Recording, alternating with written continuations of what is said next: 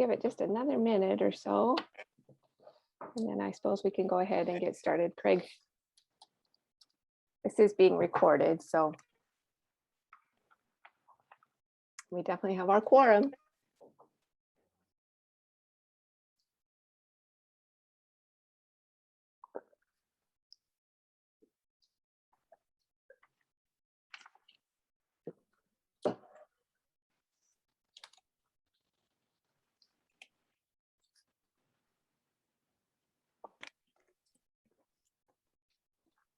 Well, why don't we go ahead? It's 6:06. We'll go ahead because, and I'm hoping he will definitely be able to join us for the end of this meeting, which we'll talk about in just a second. So I'll go ahead and officially call the meeting to order. And then our first item on our agenda is to look for ask for any additions or corrections to the agenda. And I actually have 4 things I need to talk to you about and want to add, which 3 I think will be just a little bit of a surprise to the board, but nothing overwhelming. They're just things I want to talk about. And then the 4th one you're not surprised about, but I want the congregation or the congregants here to know that tonight we're going to go into our first executive session as a board to discuss the ministerial agreement that we have started to work on, or actually some of us have worked on with Todd. And so we want to take what Todd's recommendations are for his ministerial agreement to the full board and do that in an executive session at the end of tonight's meeting. And then hopefully we'll have a finished ministerial agreement to present back to Todd. So I'd like to add that at the end of the meeting. And then the other 3 things I'd like to add to this agenda, and maybe this is Craig signing on here, so I'll just pause for a second.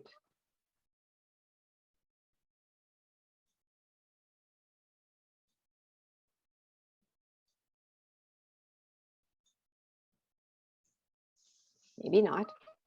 Okay. And then the other 3 things are relatively quick. One is I want to have a discussion with the board members about what happens or what we do when somebody resigns from the church, and whether or not as a board or who should, if anyone, should contact those people. I often, or not often, but when somebody resigns, I get a notice from Rebecca, and I know Todd does too, to determine whether or not somebody wants to reach out and discuss resignations from the church. So I wanted to have a conversation about that. And then I think we need to talk about whether or not the board wants to fill in the vacancy on the exec team by Candace stepping down, so that's a unified board decision, or whether or not you want just myself and Catherine and Todd to continue on with that process. And then the last thing, which could take a little bit more time, but I did want to have a discussion, and this came up from Candace's recommendation or request, actually, that we did start talking about when we are going to have important conversations with our congregation again. And I want to talk about how we might, as a board, prepare the congregants or help the members of our church become really informed discussers of those important topics. Typically, or what I'm thinking about is about reading, some of the readings that I think we could at least offer for people. So those are the 4 things I'd like to add to the agenda. So I guess the appropriate thing is for me to move to adopt, that we adopt the 4 items, and might be useful for you to put a time on them when we start and about how much time you expect to spend on each one. Yeah, for sure. Because I'd really like to have the bulk of our time in the executive session at the end of this. And I think it's a relatively short agenda otherwise. So, so we have a motion, I guess. Does anybody have a second? Seconded. Okay, any discussion?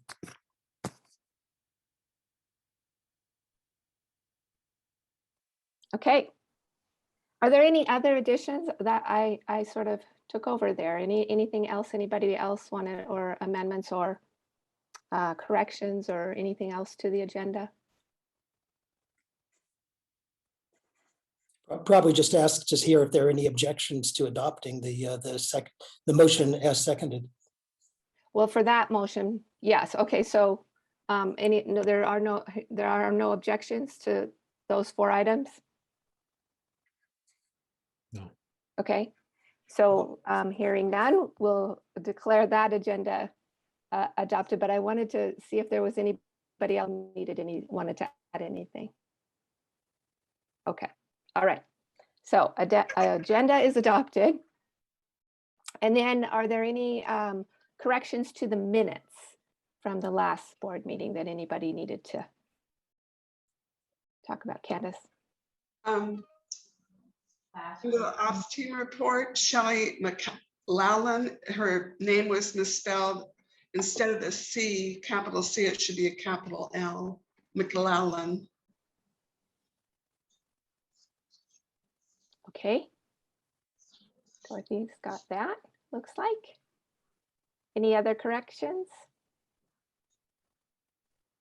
I think I sent my correction to you, Dorothy, right away. Yep, okay.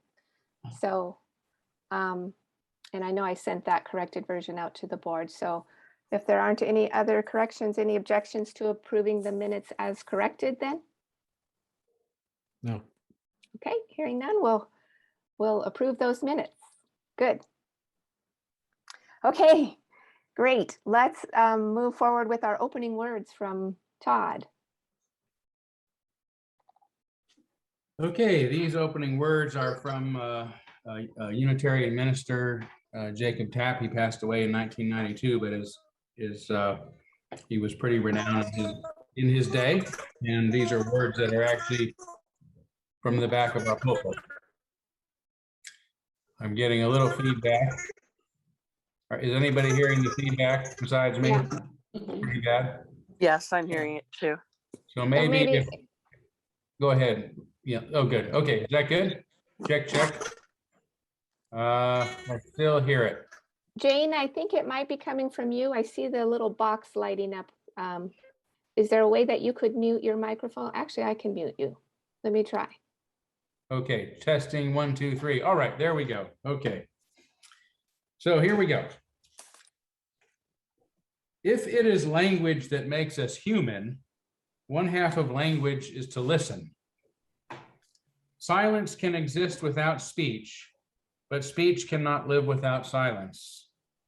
Listen to the speech of others. Listen even more to their silence.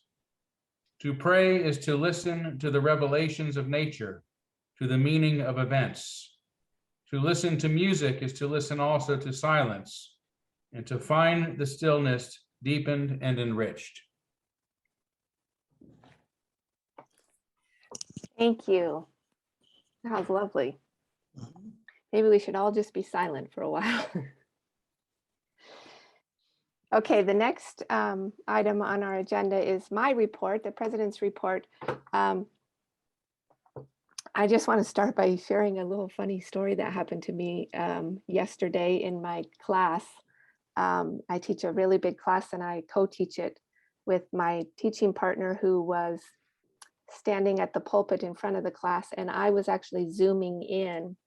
And after our Monday's bylaws workshop, I forgot to sign out of the UUCS Zoom meeting.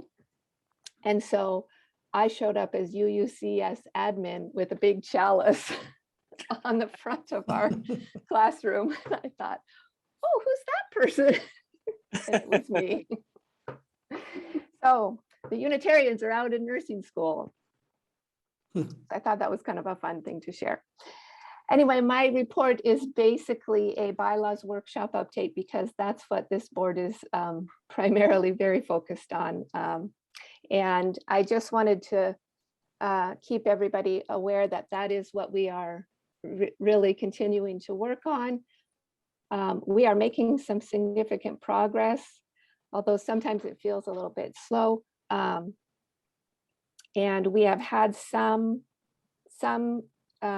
a couple of sort of pauses or disruptions. Like I don't, not the word disruptions is not the best word, but just sort of some stops because we've needed to gather some more information from some different teams. And so that's taking up a little bit more time, but we are getting close to the end of that. And then we will be having a discussion at some point about how we're going to start getting ready to present the bylaws updates to the congregation. So that's pretty much where we are. That seems to be, we're still waiting to have our board retreat, and that's scheduled for October 2nd. So there will be probably more to report after that. So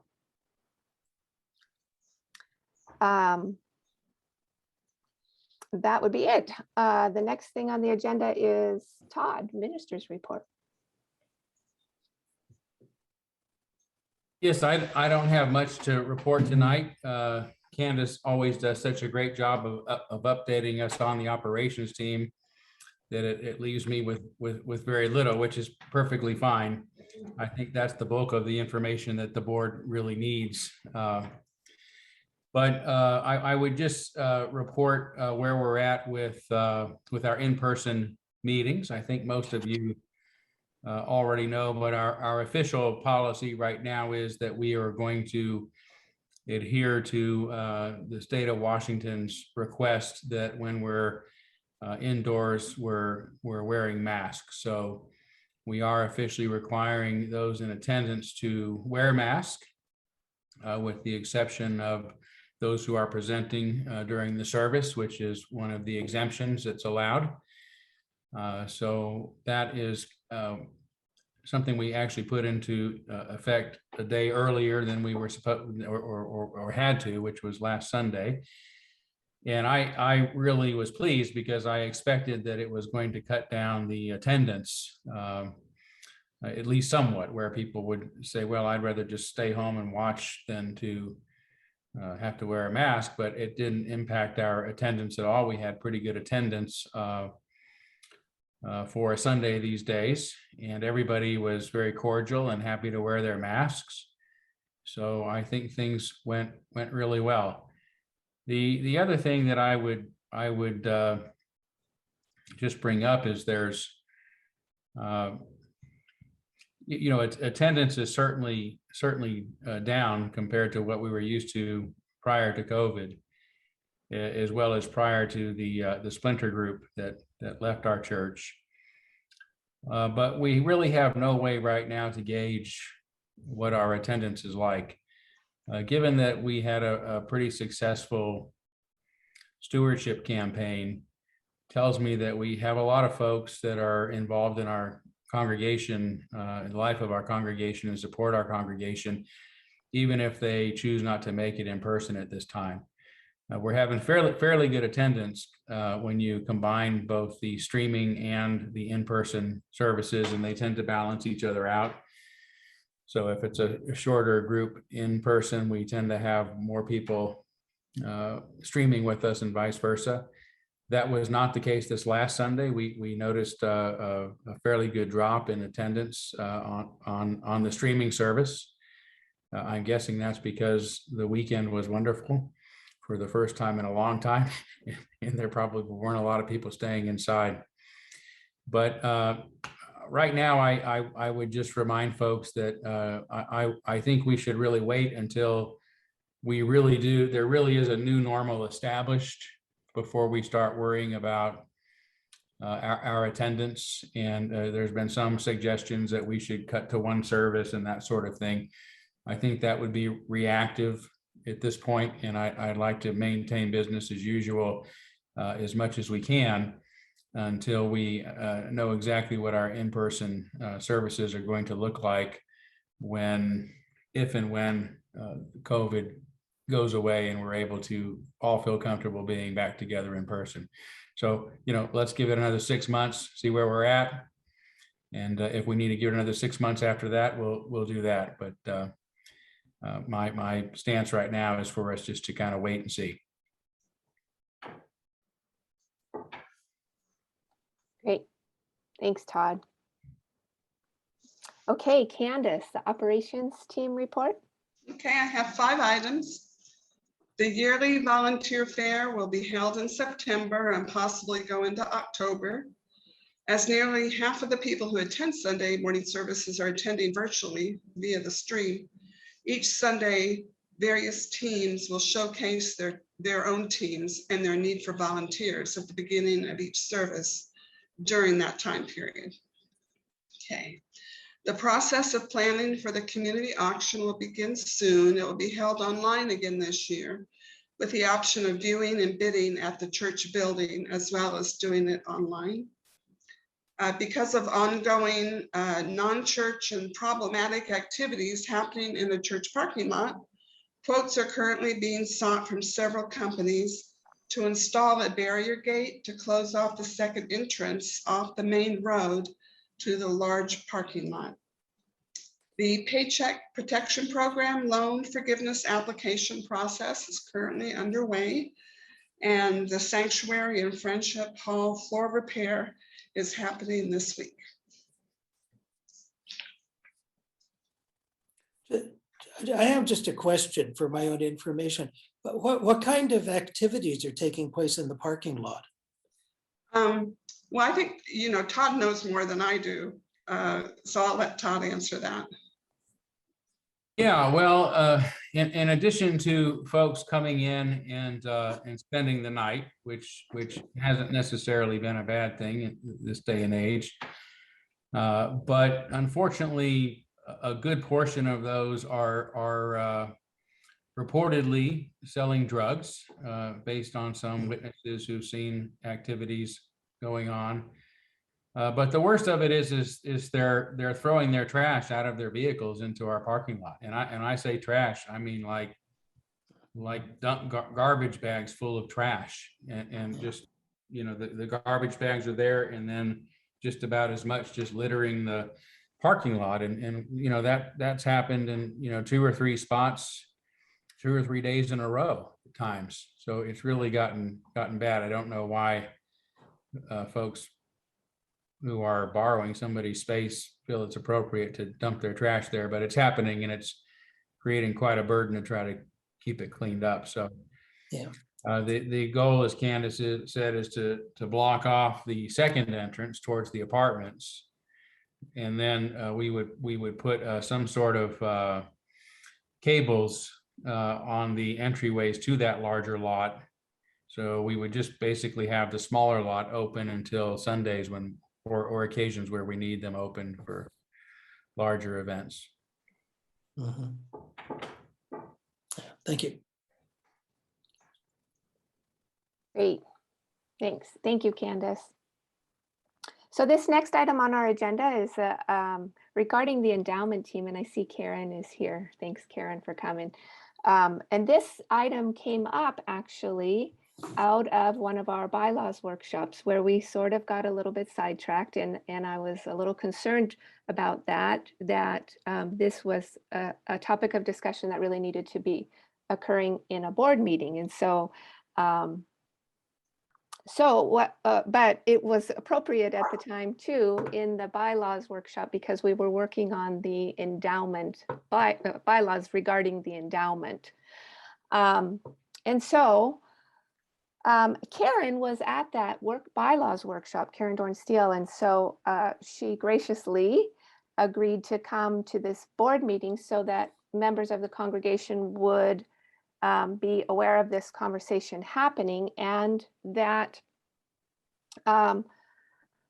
She was actually asking us if we wanted to have the board ask for a mission statement from the endowment team and what the mission of the endowment team is. And as we were discussing this item for the agenda in our executive team meeting, it really came to our attention that that's not necessarily a directive from the board, but it would certainly be appreciative and helpful for us to help us inform our bylaws regarding the endowment team. So I'll let Karen speak about that, certainly, if you are still willing to or want to say anything more. But I just wanted to make sure that it did not come across as a directive from the board, but more of an invitation and something we would appreciate. Yeah, thanks, Lynn. Yes, it just did come up in the discussion of, I think it's Article 11 in the bylaws that has to do with the endowment team. And you all as a board decided to defer it because there are several questions about that particular article that need to be clarified. But one, and going through it and my listening to the discussion, is that there, as Lynn said, there's not really a mission statement for the endowment team. And I think we might need one. We might want to incorporate it into the bylaws. And so my question was, is that something that would be helpful to the board? And since it wasn't a board meeting, we decided to defer it to this to this meeting for further discussion. If you want us to go ahead, we'll discuss it at our next endowment team meeting, which is on September 9th. And some of the language, I mean, it doesn't have to be anything really involved, I don't think, especially for the bylaws. And we might even borrow, the Unitarian Universalist Common Endowment Fund, where our money is located now. I'm just paraphrasing here, but it has a fairly generic one that says that the goal of the endowment is to grow Unitarian Universalist holdings in concordance with UU values, protecting principle while allowing modest annual distributions for church purposes. It could be something that simple. But if you think it's a good idea, we can go ahead and do that. We can discuss it at our September 9th meeting. And also, just for your information, on September 26th, we're holding this year's Legacy Society meeting for all the people who have contributed to the endowment. And as part of that meeting, we're going to, of course, report on the holdings of the fund. We're also going to update the legacy members about our discussion about possibly moving our funds out of the UUCEF to a fund probably managed in Spokane by an independent brokerage. And we also would be we want to discuss with some of the legacy team members or all of the legacy team members what their visions are for the endowment. So we just get some feedback from people who have put their money and their dedication behind the fund for our edification. So that's where we are right now. Thank you so much, Karen. Are there any other board members that wanted to speak to that? I know that it would be appreciated by all of us, and it definitely would inform our work in the bylaws revision.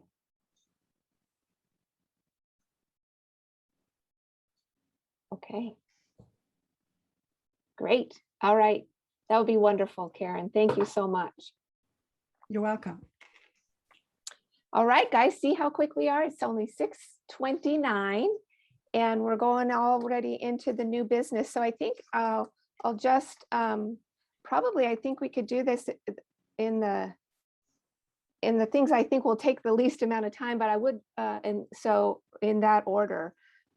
So I think we should talk first about whether or not the board wants to replace Candace on the executive team, and if so, who might be willing to step into that role. Really, it's just about creating the agenda about a week before the board meeting each month. And we, last year we used to meet on Wednesday evenings at 7:30, which was past my bedtime, frankly. But this last month we met on a Wednesday afternoon. So it might be a little bit variable. Sometime on a Wednesday, though, typically the Wednesday before the board meeting. So, or we can just carry on like we are. So one point of reference is the bylaws themselves actually spell out that there should be an executive committee, and it comprises the president, the vice president, and one other board member who is selected by the board. So that's written into the bylaws that we're operating under currently. But it doesn't say that the executive committee has to set the agenda, correct? So, No, I mean, it says I to don't think take, so. yeah, no, it doesn't say to set the agenda specifically. It says, basically, as I recall, it says to take care of business in between regular board meetings. And the idea being that it would be sort of more pro forma kinds of things that need to be attended to and would be reported to the board at the next meeting, but just to allow for a smooth, conduct of business. so does that mean that Candace would not be able to serve as vice president either? Oh, well, as it is currently written, it says the board comprises the president, the vice president, and a third person selected by the board.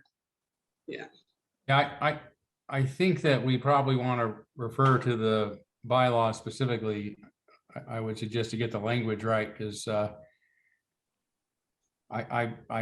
remembering what it says, the consistency of the, as Dick pointed out, what the consistency of the team should be, but it doesn't have a lot on what exactly it is the executive team is supposed to be doing. So is it possible for there to be? Let me go take a look. I think I can dig it out. I don't Yeah, have that'd be great. That'd be great, because it may be that, it's fine. There could be an executive team and the meetings of executive team members where the whole team isn't necessarily present. So- Lynn, who's on the executive team now? me, me as the president, Candace as the vice president, and Catherine Trestrail is our third As the member. third person, okay, Yeah, and then Todd okay. comes to helps us set the agenda. How long do y'all typically spend on your Wednesday afternoon agenda setting meetings? Well, this one was relatively quick, and it was actually combined with our discussion about Todd's ministerial agreement. So, I think we only Right. spent half an hour or less on the setting of the agenda. yeah, Yeah, last year, when it was, when Dick was president and Lynn and Craig, those meetings were pretty close to an hour, right? Or less. So we would meet at 7:30 and be done by 8:30, if I remember right, every time. mhm. Well, I would not be offended if someone wanted to step into the vice president's position. And that's totally okay with me. For what it's worth, I actually have the exact language here. So it's very Perfect. short. It's in the bylaws, current bylaws, Article 6, Section 8 says, the board shall function with an executive committee comprised of the president, the vice president, and one other trustee. That's what it says. Yeah, so it doesn't give any specifics about what the team would do, right? It's, no, I read everything that it says about the executive team. Okay. So I- oh, go ahead, Todd. But I'm just gonna say, it's largely, since I've been here, in fact, the executive team has not functioned as anything outside of the ceremonial existence of those positions. Kind of like the what we would have if a board member were to become the treasurer, that we would have somebody else doing a lot of the main accounting work. So it's really up to, I think, the board to decide how you want your executive team to function. Last year, obviously, we wanted to correct some of the lack of transparency that went on the year before. And so rather than having one person setting the agenda, in showing up to the board meeting saying, here's what we're going to talk about. The whole board wanted to be in on that. And so it used the executive team to create larger representation. I'll just remind you that of the history, but that's not something that, as Dick points out, is written in the bylaws. That's something that's a way of using the executive team that served the board's purpose based upon a decision it made last year. Yeah, I would say that last year, that's what we did. And there was more to it than that. That is to say, I would reach out and talk to the various board members before the executive team actually met, so that I would have a sense of what the board had in mind. And then the executive team would set the agenda, deciding what items to go on. I found it to be a sensible way and useful way that provided some support for me and a formal structure that didn't exclude anybody, but it wasn't overly onerous either. It was helpful, I thought, to, oh, go ahead, Betsy. I've been trying to remember what we did 10 years ago when I was on the board the first time in setting the agenda. And it was, I think it was pretty much like you just described, Dick, where there was no executive team that met to formally create the agenda. It was just solicited, probably via email. I don't recall exactly how we did it, but it was from the whole board. And then, and we probably had a time period past which, agenda items couldn't be added, and we solicited them and we put together the agenda and sent it out ahead of time, but without an executive team really to kind of meet and finish it up. But I don't know. And since Todd's been here, it sounds like from our discussions that you have just met typically with the board president.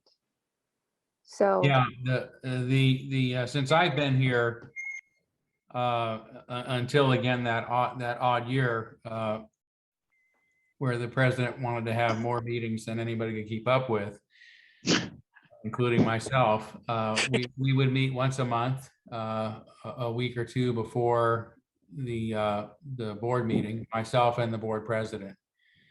Now, keep in mind that at that time there was kind of a general outline for the board meeting that sort of had, just like we do now. We sort of start with the same stuff and have new business and old business. So it was more a conversation about filling in any blanks with things that might need to come up in under those specific areas. But for the most part, yeah, it was just myself and the president for 8 of those 9 years. Mm-hmm.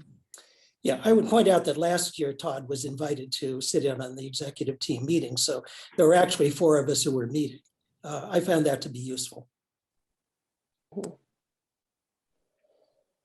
Can I ask Candace a question? I don't know if it's appropriate or not, but do you no longer want to be VP, or just would rather not be in the exec team? Well, I can be vice president, but I don't want to be on the exec team. And so if that violates something, that's not tenable. I was thinking maybe I could just be an inactive member. Then it's okay with me if someone steps into the vice presidency. If that's, people think that's more appropriate.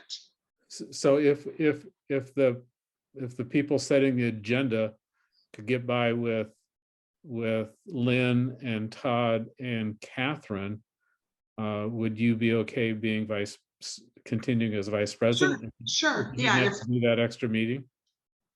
Okay. And what was the last thing you said? Well, if you didn't have to do the extra meeting to set the agenda, would you be okay with being vice president? Absolutely. Okay, so it's the time for the extra meeting. Okay, I understand. So do you think we could get by with Lynn and Catherine and Todd setting the agenda? Are you asking me personally? I'm not asking you. I think I'm asking okay. Lynn. I think I'm asking. That's what I'm asking all of you. Okay. That's exactly what I want to know from you guys, if you're all okay with that, or if somebody wants to, if Darrell or Betsy or Dick or somebody else wants to step in, then you're certainly welcome to step in. But if you, you know, I guess we don't need to have 4 people to set the agenda, I don't think. Right. Doesn't seem necessary. I will continue to solicit agenda items by email. Yeah, I guess when I was on the executive team, those meetings, they weren't onerous or anything. And as I remember, we would just kind of cast a net to see if there was anything that should be included in the agenda. And so, yeah, it's not a hard thing.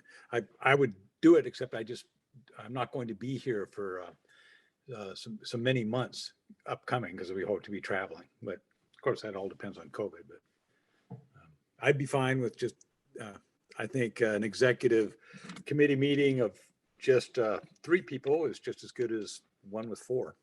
So. Okay. Are there any other objections to that? Does anybody object to that? I would feel better if we had a full operating committee, but if the vote goes the other way, I'll go with the vote. Well, I would suggest, I mean, if the executive team, the president and the vice president and Catherine were needed for something outside of that particular meeting, I don't know what that would be because we haven't functioned that way in the past. I guess we, at whatever that might be, I guess we would then say to Candace, are you willing to come to this because we have to do such and such, but we don't even know what that is right now. So I can't really verbalize what that would be. I think that would be very infrequent, especially given how easy it is to get the full board together via Zoom, you know. Yeah, I think it's such a small board that, you know, having the executive team involved in too much outside of a conversation of all 7 of the people would probably be very unusual. Even I think even with just the 3 and plus myself meeting, it's really hard not to get caught up in conversations and give our points of view and that sort of thing. It's just human nature to sort of break into a little bit of discussion when something strikes us as interesting, right, or important. So the real difficulty is involving the whole board in a rich conversation. So I think we need to practice using this team very sparingly and for a very specific purpose as authorized by the board. And if there were to be another meeting for anything else, I think as Lynn points out, we can't imagine what it would be, but the whole board should say we'd like the executive team to get together and discuss that. In which case we'd ask Candace to join us and say no. If the whole board approved it, I'd be okay doing it. Okay. So I think we'll move forward with myself and Todd and Catherine setting the agenda each month. And if the executive team needs to meet for some other reason, we would make sure that the entire board knew what that was and check with Candace. Sounds like a good plan. Okay, great. That took a little longer than I thought, guys. Okay, my next question. So occasionally I receive an email. Actually, it's only happened 2 times. And so it's not even, I should say rarely. I receive an email from Rebecca from the office to let me know, inform me that somebody has resigned from the church. And she always says in there, in case you want to contact them. I don't want to personally. I don't know what Todd's policy is or philosophy is about that. And I just wanted to know what the other board members think about that. And if somebody, first I'd like to hear from Todd actually, and then I'd like to hear what the board members think that whether or not that's our responsibility, and if somebody wants to take that on, because frankly, I don't want to take that on, but go ahead, Todd. Yeah, I don't want to take it on either. I think somewhere it may be in the bylaws. If there's a line, maybe it's in policy about the board or the minister contacting somebody who has resigned from the church. I'm certainly out of compliance with that. I have reached out to people who've left the church on very, very rare occasion in my 23 years at this. Oftentimes it's because you know that why people have left. Sometimes people will leave a note and say, I'm not coming back, you know, in anger or whatnot. Every now and then, if I haven't seen somebody for a while, I might call and just have a friendly call. How you doing? And if it comes up that they're not coming back, you know, it comes up. But, you know, my real philosophy is that we should abide by the principle of the free and responsible search for truth and meaning. And that means that people get to choose if they want to be part of our community or not. The door swings freely in both directions. And it is our job as the stewards of this community to try to create the best sort of space that we can, that we believe expresses our values and creates an invitation for those who would like to step in and be part of it. And those individuals are just as free to step out at any time on their journey. And so I don't like to intrude upon that decision making. So yeah, I don't think it serves much of a purpose. If we were to say, you know, what would you like us to do differently? We end up in this situation where we're trying to tailor our space to fit the needs of specific individuals, which ends up being crazy making for everybody. We know, based upon our values and our principles, what it is this church is supposed to be about. And if that works for those who are here, that's fantastic. If we're not fulfilling that mission, which our board is supposed to be monitoring, then we need to do something differently. If we feel like we are, then I think we need to leave it up to individuals to choose to step in and out as they need to, or as they wish. So that's personally my philosophy on it.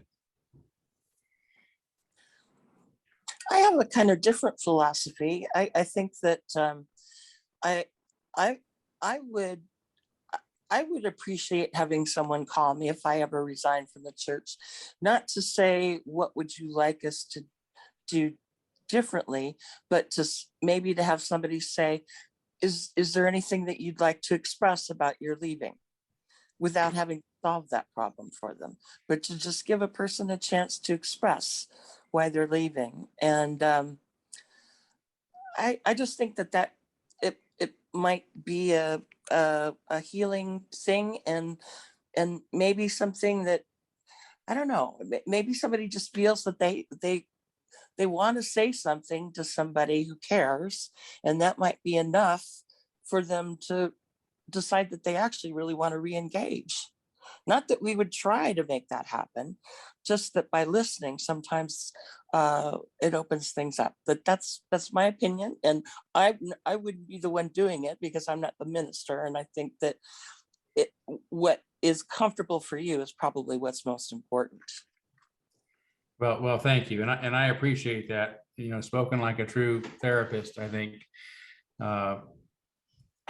But yeah, I mean, I've just been in this long enough. Most of those conversations would be uncomfortable for me, for sure. Most of the time, I know why people leave. They do express it in one way or another to me. Okay. And some just move on. You know, they leave because their lives have changed. I mean, I cannot tell you over the number of years how many times I've said, well, I've lost another one to love, you know, because people will come to church to fill a need. And then when they, you know, oftentimes they'll meet somebody in the church and they fall in love and you never see them again. or they meet somebody outside the church and they get married and you never see them again. And it's just, that's kind of the way it works. But usually, and I think, a lot of the folks who left this past, the past year, we know whether it's because they were sore for some reason, or they just got, just like, I'm really turned off right now by what's going on. This is not what I want to be part of.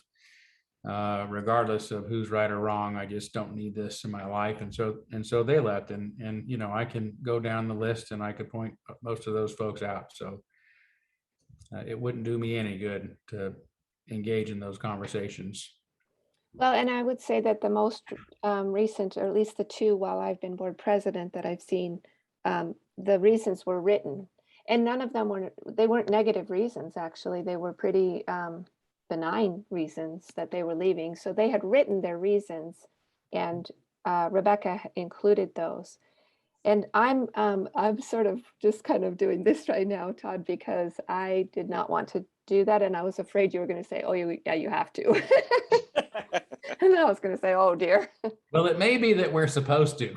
But yeah, it may be that I we're don't supposed know. to. But I don't know if we're supposed to or not, but I tend not to do it unless it's a very rare occasion. And well, I will say that Rebecca's words that say, I thought I should let you know in case you want to reach out. Though that's what's shown brightest to me, in case you want to. So I just said, I don't want to. So, okay, so I think we can, that's nothing we needed to vote on. I just wanted to hear other thoughts about that. Anybody else have any input? Yeah, I would, if the person does not state the reason, I think then one of us should find out what the reason is. I think we should know what the reasons are. And because that gives us a pulse on the health of our church. I think that's so it's good information. Especially if we can catch it as people go out the door. So, yeah, I'm not sure. If in their letter they've given you a reason, then I would accept that as written. That's it. Yeah. I would volunteer if nobody knows the reason, if Todd doesn't know the reason and they didn't give a written reason, I'd be willing in those rare occasions, and I don't think there'd be many, but if there were ones where we really didn't know, I'd be definitely willing as a member of the board to reach out if nobody had objections to that. I don't, if that's what you guys want to do. I think our bylaws certainly allow it. I'm just going to give one example though. And I won't say who, but there's an individual who has not come to our services, at least when I'm in the pulpit, in probably 9 of the 10 years that I've been here. And after the Gadfly papers, the individual sent a letter resigning, saying that I'm leaving because Todd Eckloff has become increasingly anti-Christian. Now, I read that, and it hurt. It was, from my estimation, untrue and unfair. I probably recite Christian metaphors and scriptures as much as I do any in my sermons. That's the religion I was trained in. So those stories still speak to me in many ways. But there was really nothing I could do about it. It was said. It was this person's opinion. This person, to my knowledge, hasn't heard me speak or been around me for many years. To say this was really strange. So, I don't really want to, personally, I don't want to visit that stuff, because it's just, it's ugly, and it's tormenting. I hear those kind of unjust accusations, and they stay with me. They don't go away. Just obviously I'm speaking about this one now, right? That stuff gets in and it doesn't go away. So I don't think it makes a healthy congregation to necessarily find out everybody's reason for leaving. I'm not gonna adjust my sermons because people are leaving and they don't like my preaching style. That you'd have to adjust your minister to fix that, right? But that's, that's just probably because I've had so much of this over the past months and the past years that I don't see it as being of any real benefit. I don't know what you would do with the information. One of the things that, I mean, picking up on what Catherine said, Catherine, I appreciate your willingness to do it. I would suggest that if somebody, leaves and doesn't state a reason, you could just contact them and say, is there a reason you'd like to share? And then they could get back. So, we might assume we know the reason. We might be mistaken. Might be that they reveal that it's a different reason altogether. So I think it would be worthwhile at least knowing that. It's one way to keep a thumb on the pulse, at least of those people who are leaving. What would you do with that information? How would you present it, and where would it be presented, and how would it be? I think that I think that that's a part of a larger conversation, that the board needs to have about how we monitor the health of the congregation, the shared ministry, which is like all of us, you, the minister, us, the congregation, all the rest of it. We're sort of like all in it together. We all have our separate roles, for sure. But what we want to do is we want to have a sort of like a proper balance in the sense of how it's going among the people that are engaged in it, to my mind.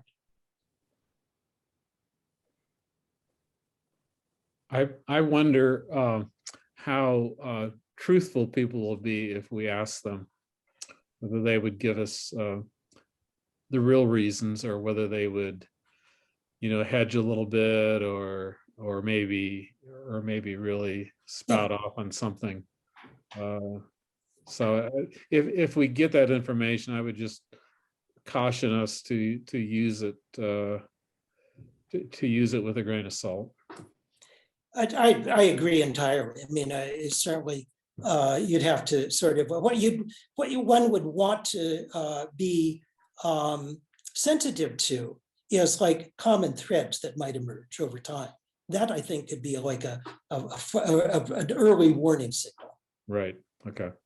So now it occurs to me, if you did something like this and you collected information from people that exited the church and didn't have similar information collected from people who had not exited the church, and you start looking for trends or analyze it for the pulse thing, you're going to get a picture that isn't accurate. Right. Because it's, yes, no, I agree. I mean, so implicit in that is we want to do it with our congregation too. Survey monkey, here we come. All right. Not till the bylaws are done, guys. I'm Forget it. kidding. I really don't want to do surveys. I kind of hate surveys. I don't want to help anybody figure out how they need to deal with me by answering surveys. But, yeah. Well, I guess the next time something like that comes across, I don't believe that Rebecca sends that to everybody. I think she just sends it to me and to Todd, maybe. So if there is no reason given, I can give that information to Catherine and she can talk. I can very easily, I mean, the example that Todd just shared that's an example of somebody very well the reason why they left. They said so, and there's no reason to call somebody over something like that. I'm just saying, if there's a genuine question mark and nobody really knows, I have no problem with calling somebody and say, I'm calling just because I wondered if you'd like to talk about the reason you decided to leave. There isn't anything that we're actually going to be doing to change things, but I would like to know. So I'm not making a promise that anything would change. I don't know. Maybe that wouldn't be worth doing. I'm just thinking I'm thinking as a therapist. And when you have a client that quits therapy for no reason, you say, would you like to express what you know, your reasons for leaving. And sometimes people are just looking for an invitation. I don't think it's absolutely necessary. I'm just saying, if you all think it should be done, I'm willing to do it, because it does, for some reason, it does not hurt my heart to have those kind of conversations. I tend not to feel defensive or upset. I can just listen. And if that's useful, I'll do it. But if it doesn't feel useful to anybody else, then there's no reason for me to do it. Why don't we try it for the next 6 or 12 months and just see if Catherine, if you're willing to do that. Sure. See if it's useful. I think if you do get information, it should remain anonymous. Yeah, I treat it like it was a therapy client, and Right. I wouldn't collect a lot of detail. I would just Right. say, this was a personality issue with another congregate, or this was a philosophical disagreement with, you know, it. So it wouldn't be a lot of detail, and it wouldn't reveal who it was. Right. Yeah. Okay. Yeah, and if Catherine, if you can't do it, I wouldn't mind stepping in and doing that too. So it's, yeah, I don't look at it as trying to sway somebody's opinion. I'm just trying to find out information that would be helpful to understand. You know. Yeah. So. Okay. So, You, so Greg. It's a real therapy move on your part. Oh. So the next time, if and when that happens again in the next, or at least in my term as president, I will, if there is no reason, I will Right. let one of you know. Great. Thank you. Okay, it is 7:02. And I would like us to have definitely some time to go into our executive session. I just really wanted to bring up, because Candace really did want us to begin thinking about preparing the congregation, or the promise that we kept to the congregation, actually, about having conversations, particularly continuing our conversation of the shall versus may and the articles of incorporation after our annual meeting. And that we had discussed in the executive team meeting that would be a discussion, or even figuring out how we were going to do that perhaps might occur after the board retreat, simply because the board retreat is so late in the year, and I just didn't anticipate that it was going to be in October. So I thought that might be a better time for us to have a discussion of how we are going to roll any of these kind of conversations out, bylaws conversations, and certainly our continued articles of incorporation. In the meantime, though, because our board retreat is not until October, I personally felt at the annual meeting that the board could have potentially helped prepare the members of our congregation who perhaps were not as informed about why we were making some of those suggestions, or why we even wanted to have the conversation. And so I would like to just have a brief conversation. I am just going to try to keep this to maybe about 10 minutes, about some ways that we could potentially help the congregation become more prepared, to be more prepared for those discussions. And one of the ways I was thinking about that is having more copies of the Gadfly Affair, or used to be UU, just even on book tables, out on at our church, in the back of our church, so that people could take those books home and read them and just become a little bit more informed about some of the reasons we were even bringing up these conversations. And I'm sure there might be more ideas out there, but I hate to, have people not have time to get ready for the conversation. But I really did think during that conversation in the annual meeting that some people had no idea why we would make some of these decisions. So your thoughts? So Lynn, you're talking specifically about when you say the may versus shall, this has become sort of code for distancing from the UUA. Correct. Is that it? Yes. Okay. Yes. Okay.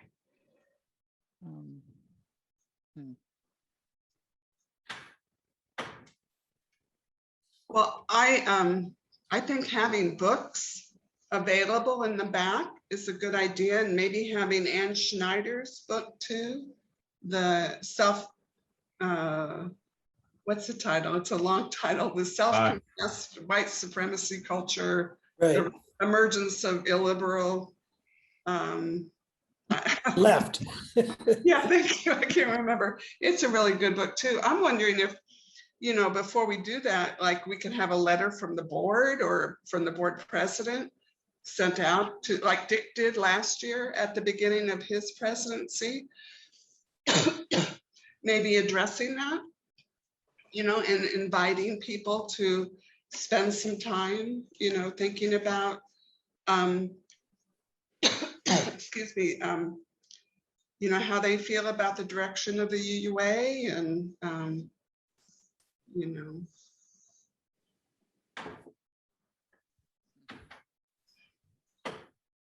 It's a really big topic. And there's a lot, there's a lot of different dimensions to it. And I think that any effort that we make along these lines would really have to begin properly with some kind of general education effort as to what the developments within the UUA, the sort of like Unitarian Universalist, enterprise across the country is, and the ways in which it has sort of broken into factions. I think that would be necessary, and I do think that Ann Schneider's book is a really good one.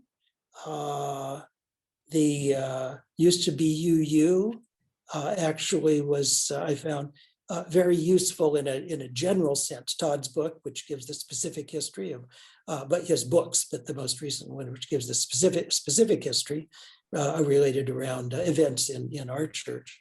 But I thought that Frank Casper, who wrote the section in Used to Be UU, which was actually a kind of a useful overview of where postmodernist sort of philosophy has brought us, and when I say us, not just the UU Church and the UU enterprise writ large, but really within the academy and within the culture as a whole.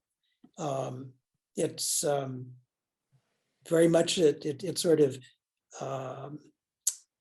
it throws out the underpinnings of sort of Enlightenment liberalism,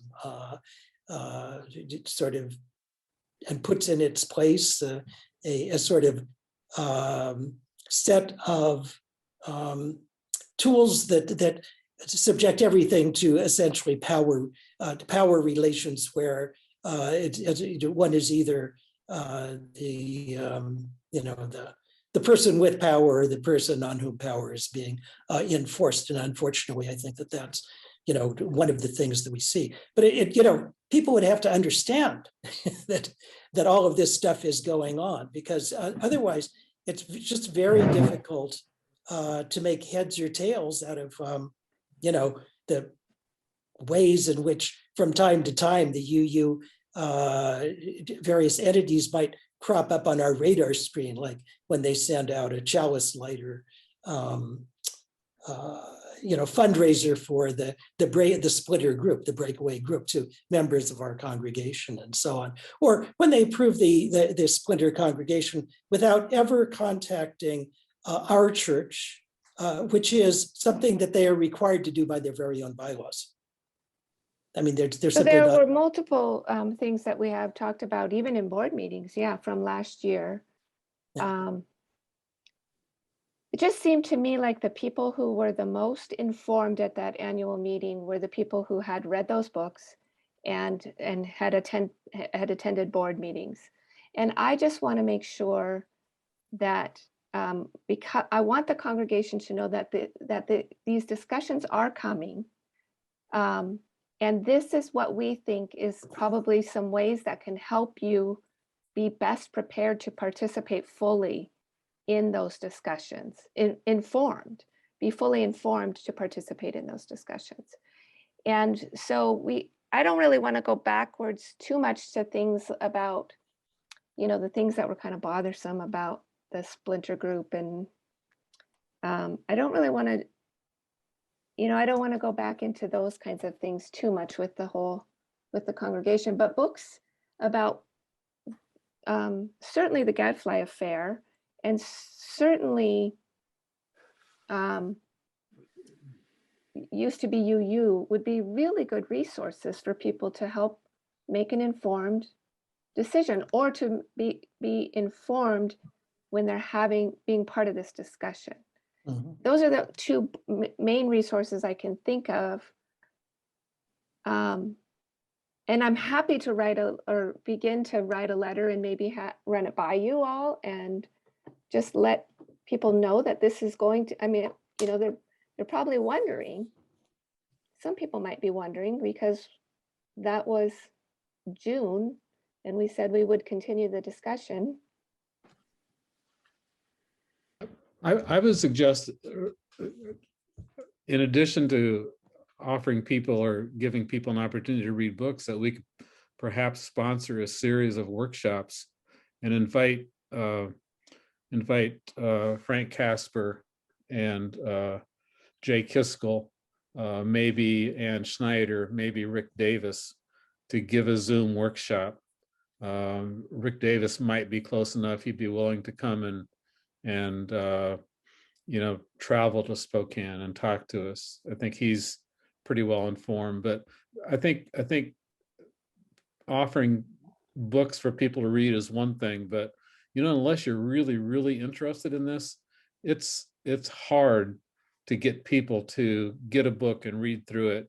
And then you're not really discussing it with anybody. So if there's any way that we could do something orally and get some of these folks in front of us, where they could give a maybe a 30-minute presentation and then take questions for 30 minutes or 45 minutes. And I think we probably have the resources to pay for their time somehow. But I think that might be a very useful way to get the congregation engaged. Mhm. Yeah, Okay, with well, go ahead. Well, I was just going to say, I think I'd like to then maybe just table this discussion until a later time, because I think there probably are a lot of really good ideas. And maybe this is a bigger discussion for a board retreat, or, how we are going to roll about our bylaws and all of these discussions that still have to happen in our congregation. And so, Dick, did you just want to add? I thought Darrell's idea was a good one. And Yeah, we it could do is. some of that stuff by Zoom. Yeah. Okay. Well, I think we should just maybe table it and think about it a little bit more. And I do want to have our time as in executive session tonight too. So let's stay tuned about how we'll keep informing the congregation. Dan, did you have a question? Oh, you're just waving, saying goodbye. Okay. Actually, he was muted. Was he leaving? Okay, good. Yeah, I think he was saying goodbye. Okay. So is there anything else that anybody, I didn't even ask if there was any other new business, but I think at this point I can move us into a breakout room as the board, but what we're planning to do, just to be completely transparent, is go over Todd's ministerial agreement, and we will come back with a product for Todd to see, to make sure that he's going to sign it, that or to see if he wants to sign it. Yeah. Lynn, I was just going to say it might be helpful to clarify for folks too that the board would not be making any formal decisions in this meeting, so they would talk about this. But then if this ends up being the contract they want to present, or the ministerial agreement they want to present, they would come back into a formal session and vote on that openly. And if not tonight, then next month or whenever. But just so you know, they're not going to decide on the actual ministerial agreement tonight outside of get into the deeper discussions of what is ultimately a personnel issue, and then they would be more open about the decision they make later on. Is that right, Lynn? That is right. And so there won't be any vote. And so there won't be any reason to come back out of executive session tonight, because there isn't going to be a vote made or any final decisions made after we discuss that ministerial agreement. And so I think I guess, I don't know, do I adjourn the meeting and then we go into executive session, or is that, I'm a little. How do we get to the executive session if we leave this meeting? Well, we wouldn't, we would stay and everybody else would leave. Yeah, my understanding. Yeah, my understanding is that the session, that's our meeting, continues. We go into executive session, and then when we come out of the executive session, we adjourn the meeting. And or we make Sure. any, if anybody's around, we can say, what it was. But yeah, we're just going to be discussing the articles of the agreement. So in that case, should I just put us into a breakout room? And if you want to stay around, you're certainly welcome to hang out in the Zoom space. The non-board members, you mean? Non-board members. Yeah. Right. Yep.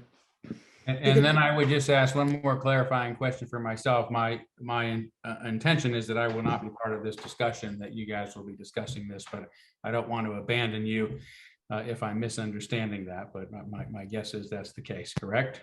That is correct. Okay, thank you Your all. work is done. Okay. All right. Have a great night. All right. night. Thank you, Todd.